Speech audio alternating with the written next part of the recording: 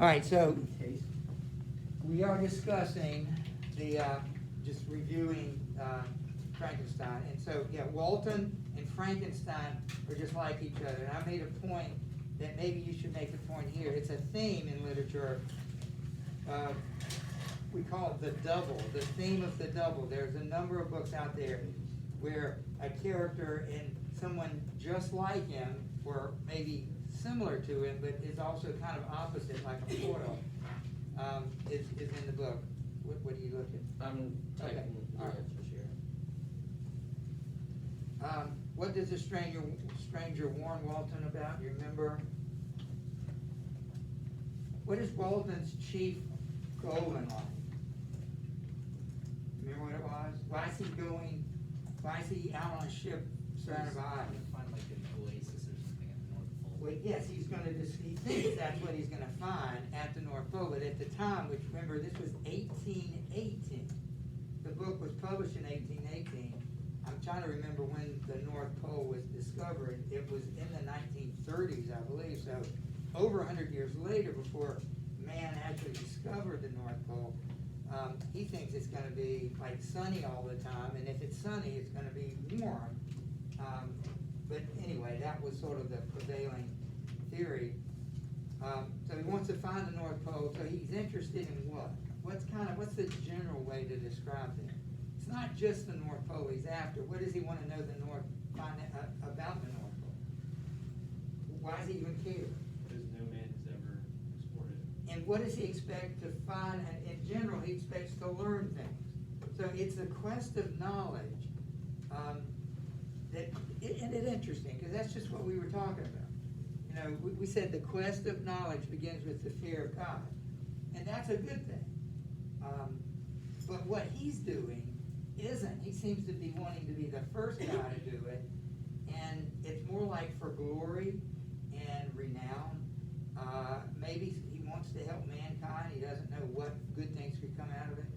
But Frankenstein warns Walton, be careful of your pursuit of knowledge.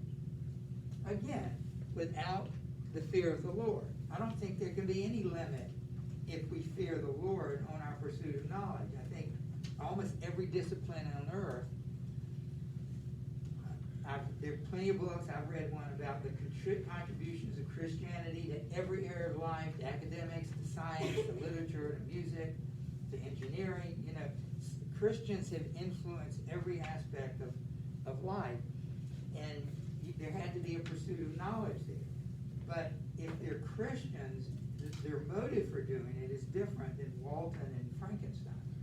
Their interest was self-glory and power. They wanted to use it. So that's 11.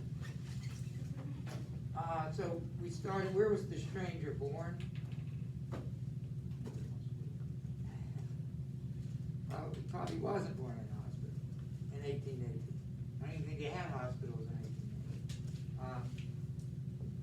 Most people, you know, were never born in a hospital.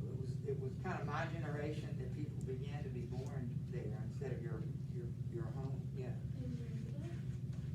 Did you say Geneva? Yes, which is in what city? I mean, what country? Switzerland.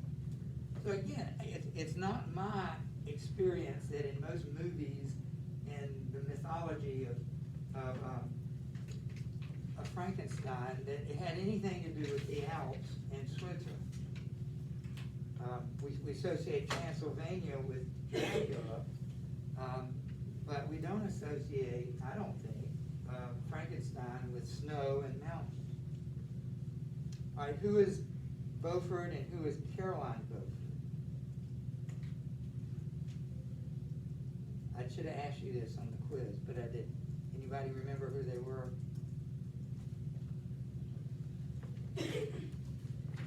This is actually chapter 1. We learned this, I guess, before chapter 1. But Beaufort was a friend of Frankenstein's father,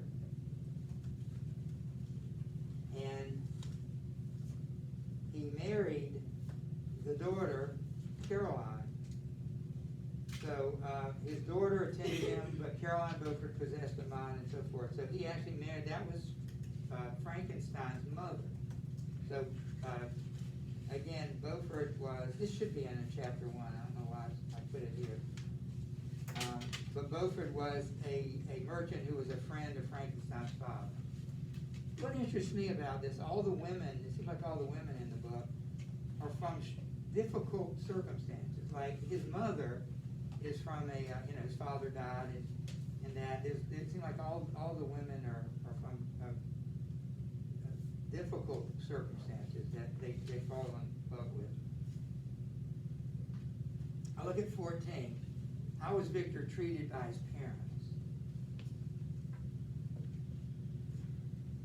Nobody remembers. I hope you read well for Friday. Yes. They treated him really well. Yeah, they spoiled him. That, we think we love somebody when you overdo it. You can't overdo love, but you can overdo giving people things and spoiling them. He said, I was their plaything and their idol and something better, their child, the innocent and helpless creature bestowed on them by heaven, whom to bring up to good and whose future lot was in their hands to direct to happiness or misery, according as they fulfill their duties toward me. What is the purpose of parents? If you give birth to a child, what is the next step? Yeah. To raise them the right way. Yes. You don't ignore the child. And remember, I've sort of hinted, that's exactly what happened to Frankenstein. He gives birth to a child, like a 7-foot, 200-pound child called, well, he never gets a name. He never even gets a name. That's how little Frankenstein cared for him. And so he was not raised that way. Where did he get that? His parents almost idolized him and spoiled him, but they loved him. And it's their job to take care of their child. It still is, by the way. Parents, people who give birth, and the father who's a part of that, it's their responsibility and nobody else's to take care of the child. If they don't do it, then it becomes somebody else's. That's a really interesting quote. It's sort of, you can write this down. It foreshadows Frankenstein's monster and the way he was treated by Frankenstein. From whom did his parents adopt Elizabeth? So Elizabeth is an adopted child.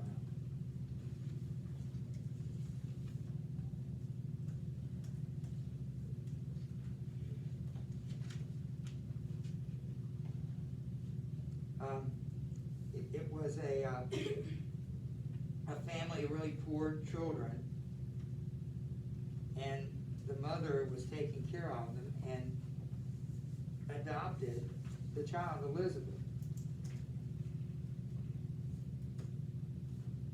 Just like the mother, Caroline Beaufort, was sort of orphaned as a child, not a child, as an adult. She had a tragedy in her life. Elizabeth, their adopted daughter, also, and so they adopted her. The father adopted her.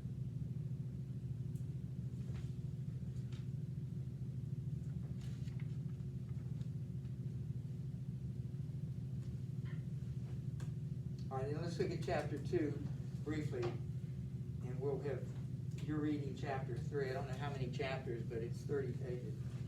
What was Victor deeply smitten with as a child? What?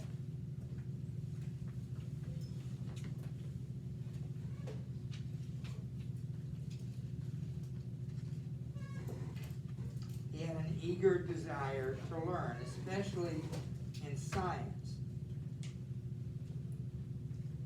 And he wanted to learn about the origin of things. He was always interested in the origin of things in the natural world. So in other words, how things came about. Clerval. Everybody remembers who Clerval is? Yeah. Is that, Victor's schoolmate? Best friend, yes. Almost like Frankenstein and Walton, Clerval was the best friend, almost the double of Frankenstein. But in some ways, the opposite. Because whereas Frankenstein was interested in science and the origin of things, Clerval was interested in romance or literature. He was more of a romantic. Frankenstein was more of a practical man of science. And he said he loved enterprise, hardship, and even danger. So Frankenstein loves science. His friend Clerval loves romance. In this case, literature, because that's where you would have encountered romance.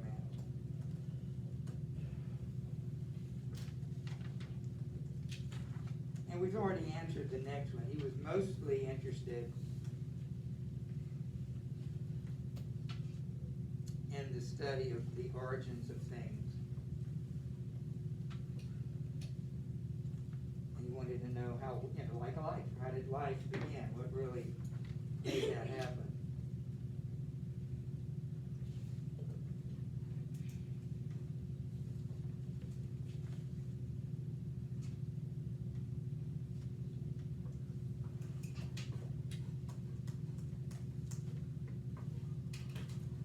All right, so there are these two names. We'll define these before we're finished here. Cornelius Agrippa and Albertus Magnus were his two professors.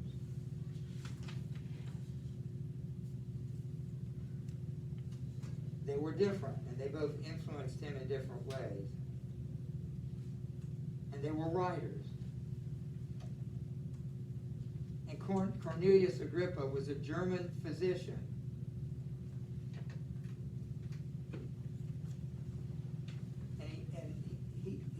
He didn't know these people personally, I don't think. He read their works. So he was a German physician who leaned toward the occult. What does it mean by occult? Yeah. You know, Bill? You know what the occult is?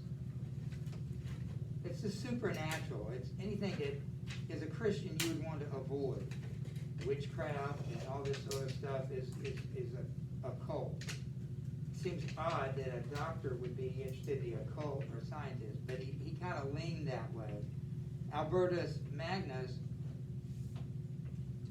was different.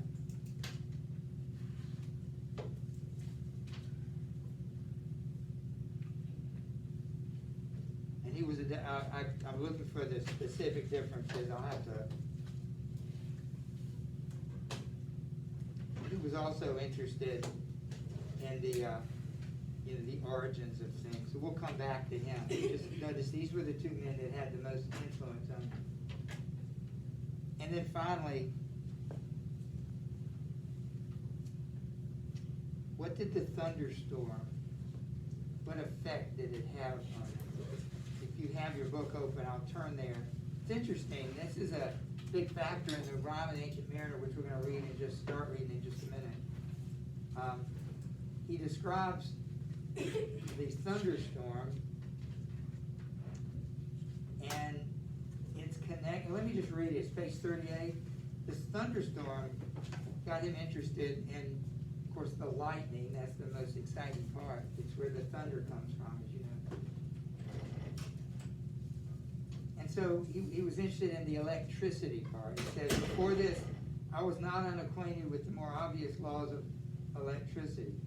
On this occasion, a man of great research was with us, and excited by the catastrophe, he entered on the explanation of a theory which he had formed on the subject of electricity and galvanism, which is once new and astonishing to me. Essentially, what they believe electricity could do, it could animate a dead limb, a dead, like a hand or an arm, if it was without any circulation in it, somehow the electricity could animate. Do you remember in the movies how the life was given to the body of the monster? How was it? Yeah, It was connected up into a thunderstorm and lightning struck it. right, it involved electricity, galvanism, this idea that electricity could animate. So what do they do when they put the two things on the chest when someone's hard to stop? What does that do? It works to some degree. Now, it cannot create life, it cannot bring a dead person back to life, but we know that if you're not dead, it can reanimate. And I guess if your heart stopped, you would technically be dead, but, you know, if it stopped for a month, a year, you know, a week, a day, an hour, you're dead. But if it's just stopped briefly, they can get it going again using electricity. So this is gonna bring you up to chapter 3, which is what you're reading, chapter 40 to 70, or pages 40 to 70, for Friday. And I'll be working on your quizzes for that. And you have the questions, use them, because I'll take the questions, I'll take the quiz from the question.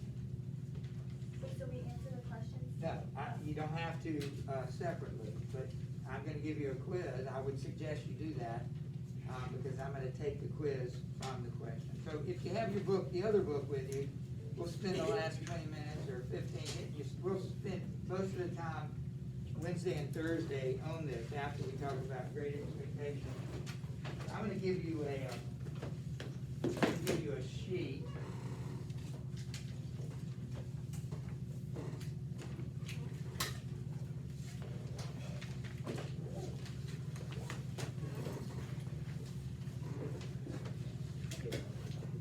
So we will answer these as we read Ron and Ancient Maryland.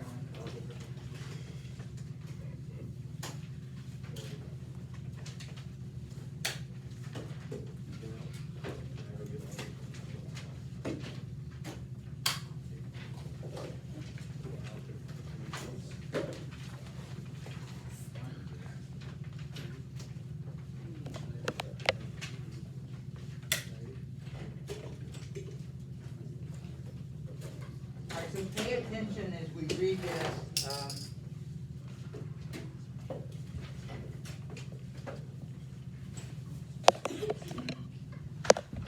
We will go through these questions and they'll be important for you.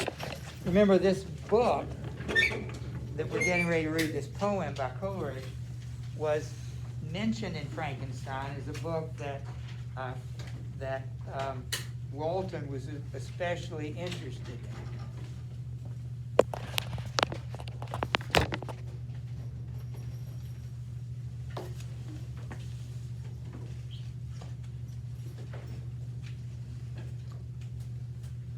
All right, so you have the questions in front of you, and we will use them as we read. I'll start, and I'm going to need your help, so please get your pencil out and be prepared to answer these.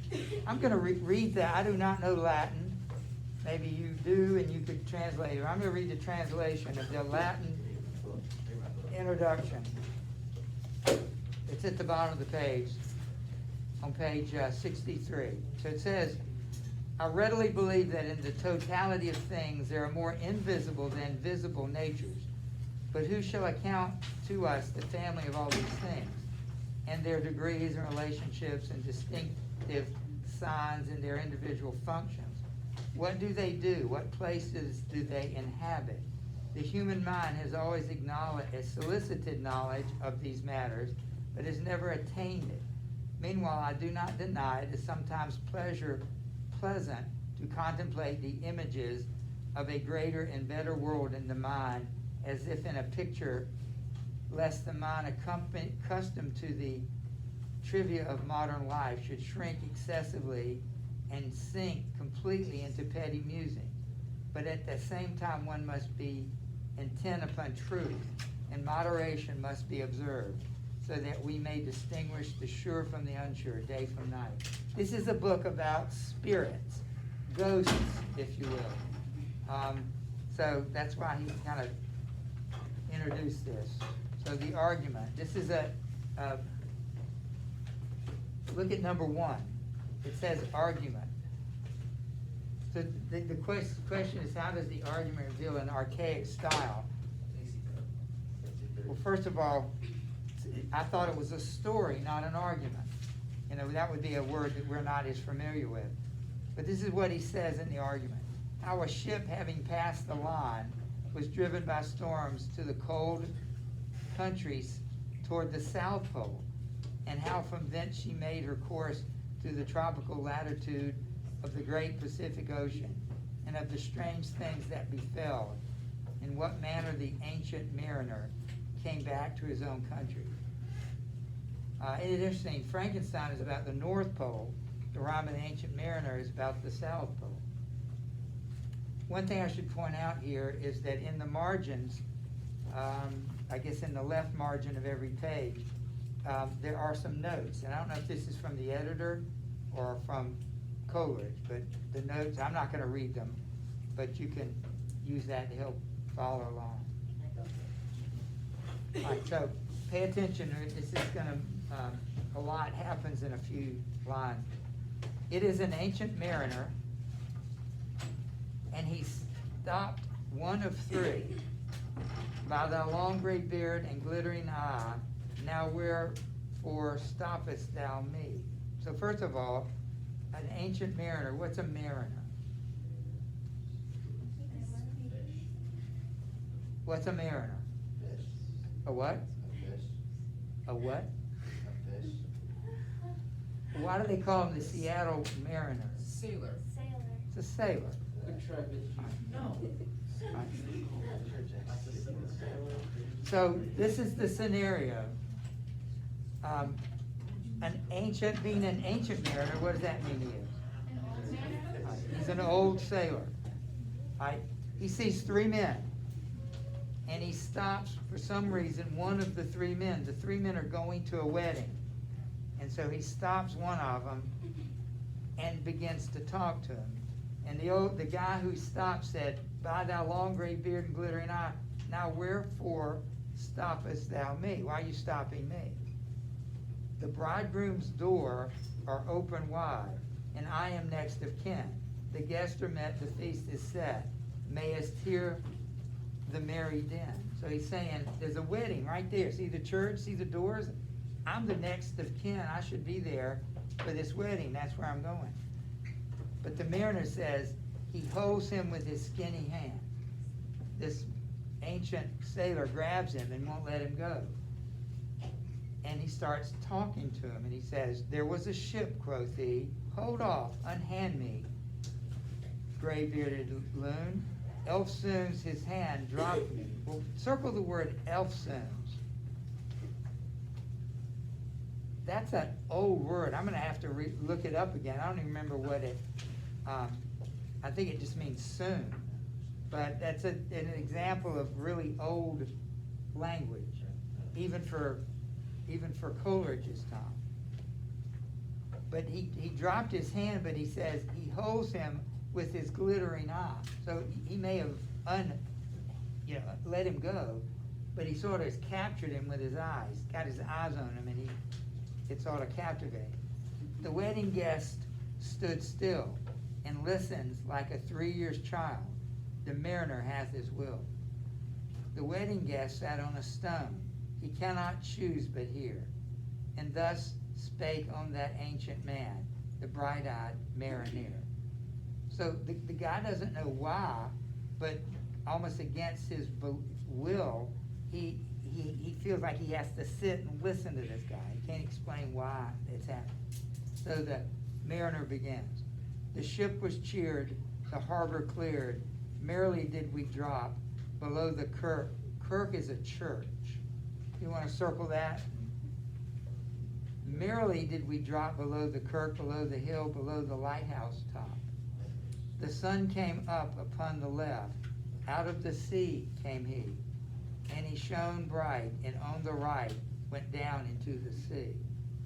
Higher and higher every day, till over the mast at noon. The wedding guest here beat his breast. Now notice the end of the punctuation. Like it says, over the mast at noon, and then there's a line and an end mark. That means now we're not listening to the story anymore. He says, the wedding guest here beat his breast. He had heard the loud bassoon. The bride hath paced into the hall. Red as a rose is she. nodding their heads before her goes the merry minstrelsy. The wedding guest, he beat his breast, yet he cannot choose but hear, and thus spake on that ancient man, the bright-eyed mariner. The wedding guest hears the wedding starting. He's supposed to be there. He could get up and leave and go to it, but somehow he can't make himself do that. He's stuck in this spot. And so the mariner continues. And now the storm blast came, and he was tyrannous and strong. He struck with his o'ertaking wings, and he chased us along. Would you circle the words he? There's twice in that line. He's saying the storm. He calls him a he. What do we call that? What literally? Personification. Okay, why does a poet personify something like that? Because he says he was tyrannous and strong. Like Yeah. saying the storm, it was really strong. Like a man. But a storm is a lot even stronger than a man. So why would, if you wanted to, you could compare a man to a storm, but why would you compare a storm to a man? Because a storm's a lot stronger, it doesn't need the help of a man. It's a super big storm. What? It's a really big storm, like the man's really, really big. Well, but the storm's a lot bigger than he is. You'd think you'd compare it to something even bigger than the storm. I have one suggestion. Because of these romantic poets, they almost deified nature. And it's, in other words, they felt like nature and man was so closely connected that by personifying it, it makes nature seem human. In that sense, it's something that I think shows off the relationship between man and nature. At least that's the Romantics belief. Let me read just a little bit.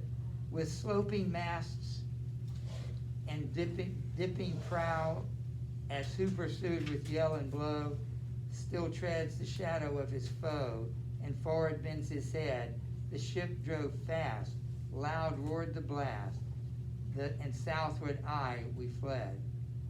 And now there came both mist and snow, and it grew wondrous cold, and ice, mast high, came floating by, as green as emerald. Of course, those are icebergs. And through the drifts, the snowy cliffs did send a dismal sheen, nor shapes of men nor beasts we keen. The ice was all between. The ice was here, the ice was there, the ice was all around. It cracked and growled and roared and howled like noises in a swoon. Would you circle those words, cracked, growled, roared, howled? What do we call those kinds of words? There's a particular literary device. Yeah. Alliteration. Well, it's not alliteration or personification. We're not quite finished. What is it? It's called onomatopoeia. Write it down best way you can. Hey, let me just read the next stanza. It says, at length did cross an albatross. Listen, through the fog it came, as if it had been a Christian soul. We hailed it in God's name. You know what an albatross is? Yes, in golf. It's what? In golf, you get not an eagle. It's before that. It's three on two. It's a bird. Oh. Hang on. Shh. Hang on. I can't hear it.